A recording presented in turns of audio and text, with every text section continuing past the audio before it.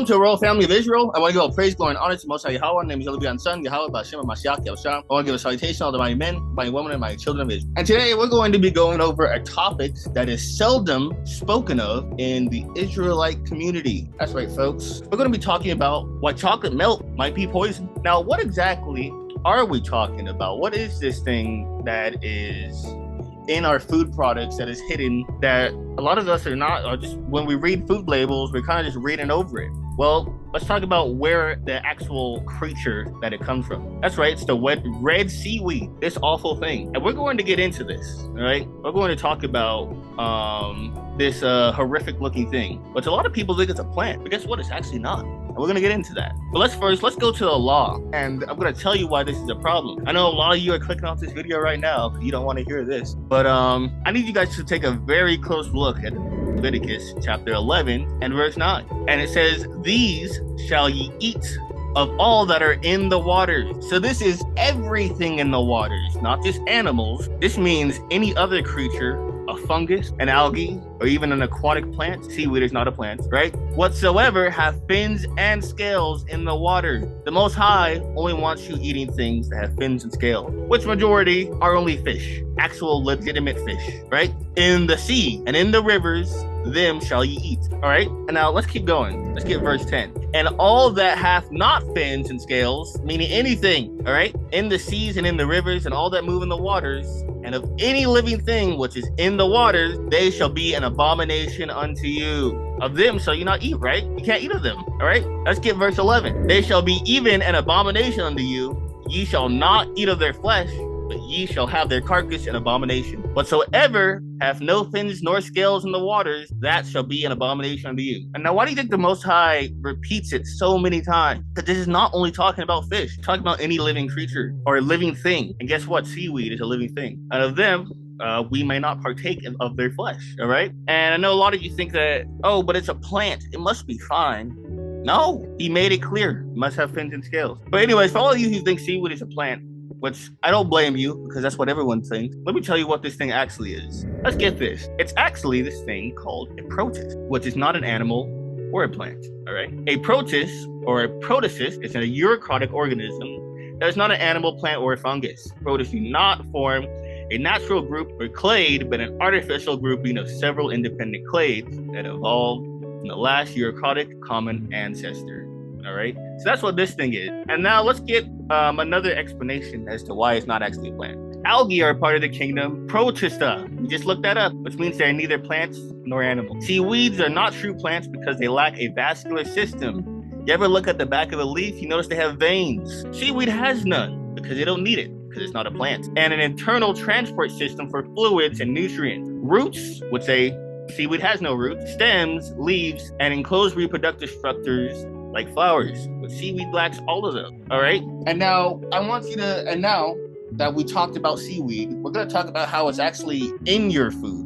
What they do is they extract a certain thing out of it. It's called carrageenan, and this is used as a sort of emulsifier for watery things such as alternative milks or whatnot. And I want to give you guys the manufacturing process of how they make this. So let's get that.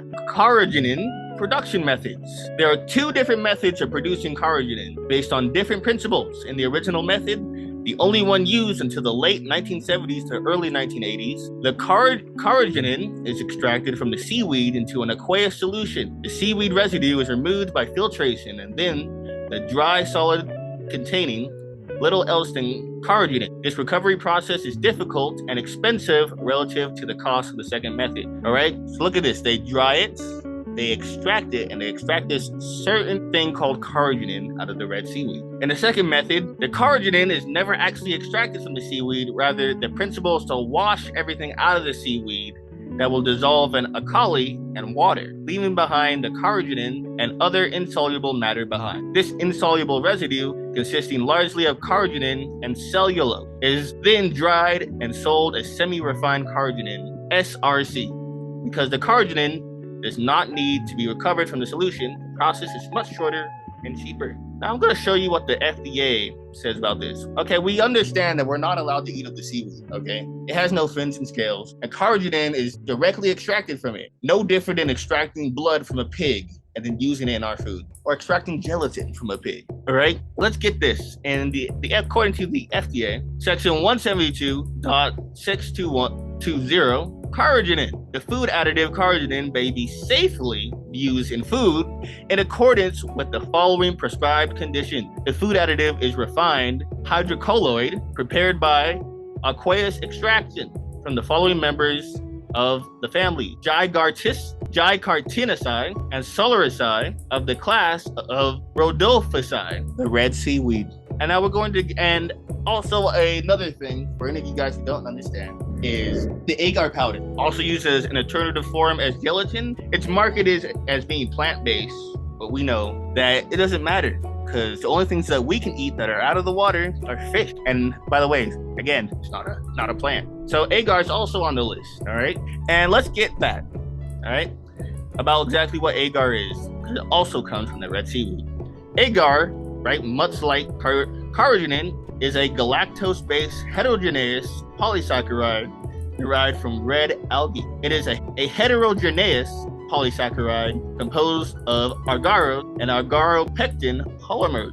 All right. So now now that you understand you can't eat this seaweed, doesn't matter if it's red or green or brown, all the seaweed, anything out of the water that does not have fins or scales, according to the Most High, you can't have. And note again, I want to say that he says whatsoever. He doesn't say whatsoever fish. He doesn't say whatsoever animal. Because notice for the beasts of the field, he says beast.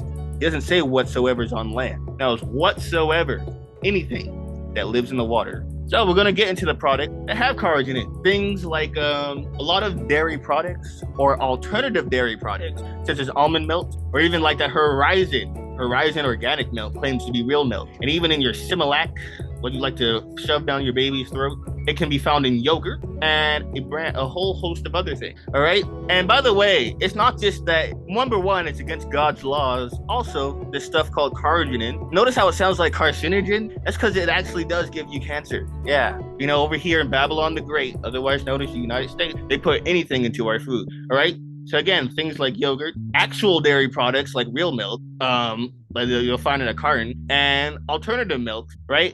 And you'll find a whole bunch of that stuff at places like Starbucks, all right? Which, by the way, their logo is like, what is it? An upside down Baphomet. Is like, that is a demon. And also, it can be found in things like chocolate milk, things that are packaged. It can be found in things like whipped cream or certain ice creams. So I implore you to please look at your label. Look at your labels first. Do you see gelatin? Do you see carrageenan? Why don't you actually look up what some of these things are instead of saying, well, I don't know what it is, so if I don't know, it can't hurt me. Well, now you do know, all right? And this is what it's going to look like on the label. I bet you've seen this plenty of times, but you skimmed right over it because you had no clue. Now that you do have a clue, you need to repent. You need to start checking for this stuff in your food, all right?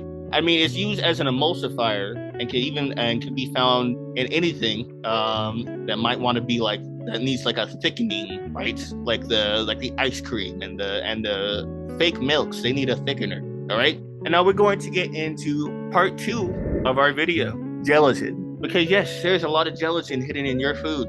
You probably don't even know it. But I think we can all say that if you're in the truth, you know about the pork thing. But just in case you don't, let's get that in the of Leviticus chapter 11. And let's start with verse 7. And the swine, though he divide the hoof and be cloven-footed, meaning he does have a split hoof, right? You know, because cows and horse and sheep and pigs, they all have that split hoof, but a horse has a rounded hoof, all right?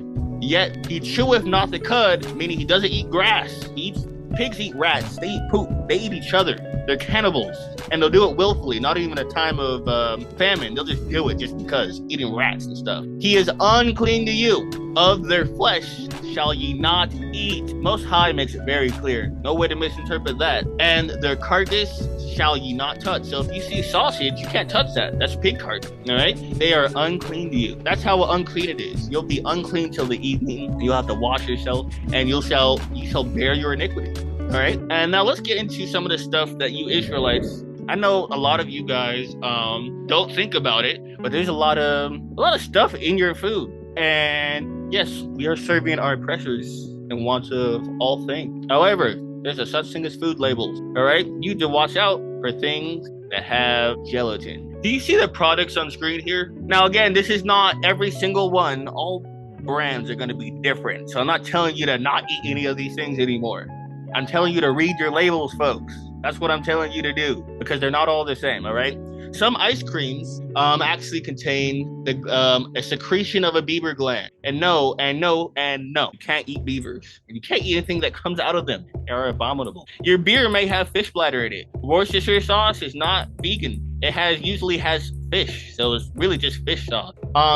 Certain yogurt can contain pig bone. And yeah, believe it or not, white sugar. The white sugar actually contains cattle bones. However, you can actually eat beef. So I'm not going to tell you to get away from white sugar, but there's a lot of things that do have it. And certain toothpaste. Now, some toothpaste are completely synthetic and made in a lab, but some of them do have animal fat, which is really nasty that you'd be brushing your teeth with animal fat. Isn't it messed up? Don't you just love your oppressors? Don't you love Esau, the white man? He has you brushing your teeth with animal fat. You know that he makes soap out of animal fat too? Now, most soaps aren't made out of that anymore. However, there's the original recipe, not the original, the older recipes by Esau for soap. Could also contain like pig fat. Disgusting. Now, let's get some of the common foods you guys eat. For some reason, you don't know that Jell-O has gelatin in it. I'm not sure if there's much hope for you. It's literally called Jell-O, all right? Things like Pop-Tarts and even like the Jiffy cornmeal, all right? Cheese-based chips use pork enzymes for their cheese, like Doritos and Cheetos. Most of the gummy candy, like there's only a couple of them that are like vegan. Like I think like maybe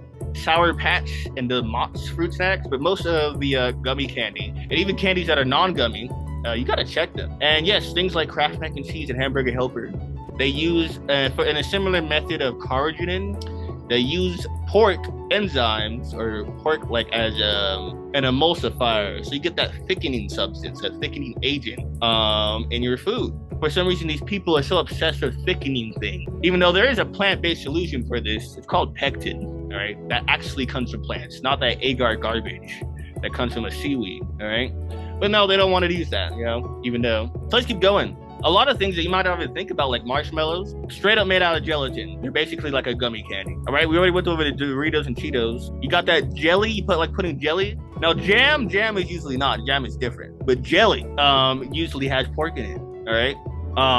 Things like, or anything like those jelly-filled donuts from Dunkin' Donuts, the lard that they use in Pillsbury products. So you gotta be careful of those kind of like make it yourself pastries, I guess. The lard that they use in the refried beans. And yes, you're probably wondering why the peanuts are there. Well, that's because to give the peanuts a better flavor, some peanut companies will roast them in gelatin and to get the seasonings to adhere better, all right? And I think you guys should know that you shouldn't be eating at no McDonald's or Burger King, all right? That is disgusting. And, you know, you just need to stay away from these things. So, and no, I'm not going to breeze past this. Certain wines have pork in them. That's why they literally have this thing called kosher wine. Now, I'm not telling you to depend on kosher. That's a demonic making, right? But yeah, certain wines, you need to look at your labels. They put gelatin in wines for some odd reason. They just put pork in anything just to do it, pretty much.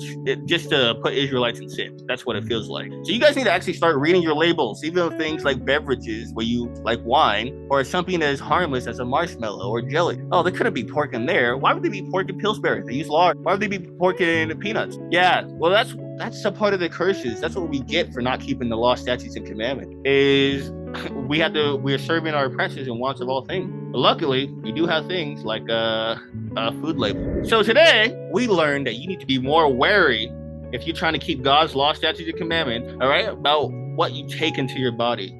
A lot of things are carcinogens, and a lot of things are unclean. And now you know that you can't eat the red seaweed, the green one, or the brown one. No seaweed. And no Israelites will ever talk about this in their Leviticus 11 videos. They do not mention this. But the things in the waters that you may eat must have fins and scales, which are explicitly a certain type of fish. Like obviously you couldn't eat a catfish, it doesn't have scales. You could eat a starfish, no calamari, no squid, no octopus, no nothing weird like that. Now, a salmon is 100% fine, right?